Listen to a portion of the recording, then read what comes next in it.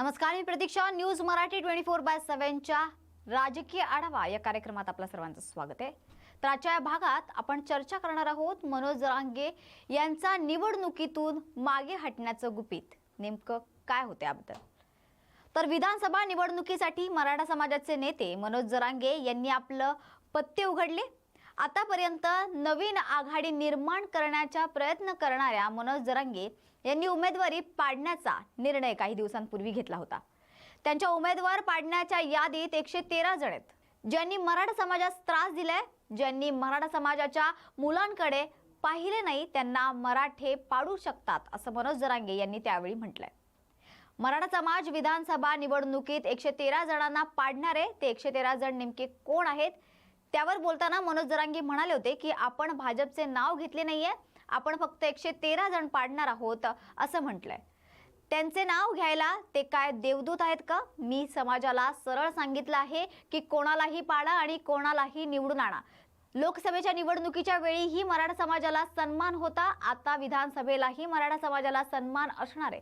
परंतु माझे मत मी समाजावर लादू शकत नाही. त्यांना अडचणी येतील असे मला वागायचं नाहीये. कोणाला पाडा, कोणाला निवडून आणा, ते बरोबर त्यांच्या हिशोबाने चालतील. मी वैयक्तिक कोणाला सांगणं म्हणजे समाजाला संकटात आणण्यासारखं आहे. उद्या सत्ता कोणाचीही येऊ द्या, 2 हात करायची ताकद मराठा समाजामध्ये आहे. आम्ही आमच्या आरक्षणासाठी लढणार आहोत. आम्हाला राजकारणाचा नाद लावून द्यायचा नाहीये. मी स्पष्ट सांगितलं आहे की कोणालाही पाडा, कोणालाही निवडून आणा. मराठा समाजाला एकदा आयुष्याचे आरक्षण द्यायचं आहे. मराठा समाज निवडणुकीमध्ये सक्रिय आहे. त्यांना काय करायचे ते बरोबर कळतं. ते वाट बघत बसले तरी वेळेवर बरोबर काम करणार. या लोकांच्या 25 दिवसांचा पोळा संपला की आम्ही सावधच आहोत आणि आमचे आंदोलन देखील सुरू करणार आहोत.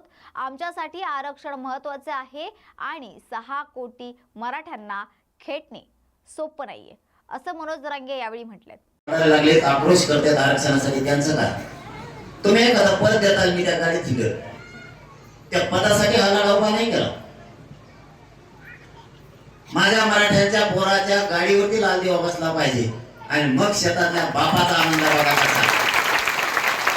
तुम्ही सुद्धा तेच स्वप्न बघा.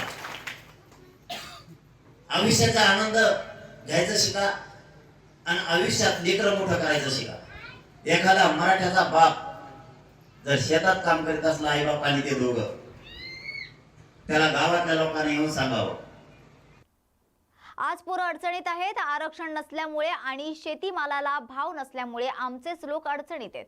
त्यासाठी हा संघर्ष करायचा आहे. आपल्या आरक्षणात जीव आहे आणि आरक्षणापासून मी भूमिका बदलत नाहीये. मला मराठा समाज 100% आरक्षण देऊन मोकळा करायचा आहे. निवडणुकीत मोठा होण्यासाठी रडरड करणारे खूप आहेत. त्यांनी ही रडरड समाजाच्या आरक्षणासाठी करावी असे मनोज जरांगे यांनी यावेळी म्हटलंय. तर जरांगे असं म्हटले असले तरी मात्र एकंदरीत मनोज जरांगे पाटील यांच्या विधानसभा निवडणुकीतून मागे हटण्याचा निर्णय कुठेतरी योग्य होता असं म्हणायला हरकत नाही. कारण मनोज जरांगे यांच्या विधानसभा निवडणुकीत उभं राहिल्यामुळे त्यांनी महाविकास आघाडी सोबत महायुती अशी दोन्ही मते फोडली असती.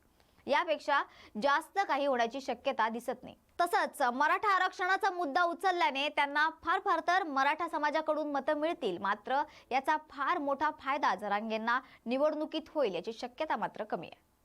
शिवाय जरांगे जर राजकारणात पाऊल ठेवू पाहतायत तर मग आरक्षणाचा मुद्दाही कुठेतरी दुर्लक्षित होण्याची शक्यता वर्तवली जात होती.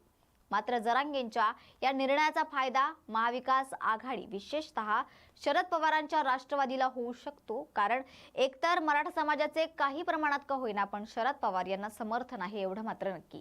त्यामुळे अचानक काही वेळातच निवडणुकीतून माघार घेण्यामागे शरद पवार यांचा सल्ला तर नसेल ना असा प्रश्न किंवा अशी पाल मनात चुकचुकते. शिवाय दुसरीकडे मनोज जरांगे यांच्यासाठी महायुतीतील उपमुख्यमंत्री देवेंद्र फडणवीस हे कायमच टार्गेटवर राहिलेत.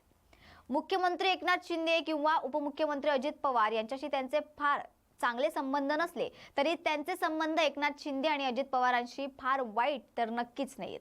कारण उपोषणाच्या काळात एकनाथ शिंदे यांनी सांत्वनासाठी का होईना पण मनोज जरांगेंची त्यावेळी भेट घेतली. दरम्यान त्यावेळी त्यांच्यात नेमकी काय चर्चा झाली याबद्दल सांगता येऊ शकत नसले तरी याचा थोडाफार का होईना फायदा मुख्यमंत्र्यांना होईल. पण मनोज जरांगेंच्या मागे असणाऱ्या मराठा समाजाच्या मतांचा फायदा महायुतीला होणार की देवेंद्र फडणवीसांशी असलेल्या नाराजीमुळे महायुतीला याचा फटका बसून महाविकास आघाडीला याचा फायदा होईल हे पाहणे नक्कीच औत्सुक्याचे ठरणार आहे. तर आजच्या खास रिपोर्टमध्ये आपण इथेच थांबत आहोत. मात्र पुन्हा भेटूया नवीन विषयाला घेऊन. तोपर्यंत पाहत रहा न्यूज मराठी 24/7. नवा भारत नवा विचार.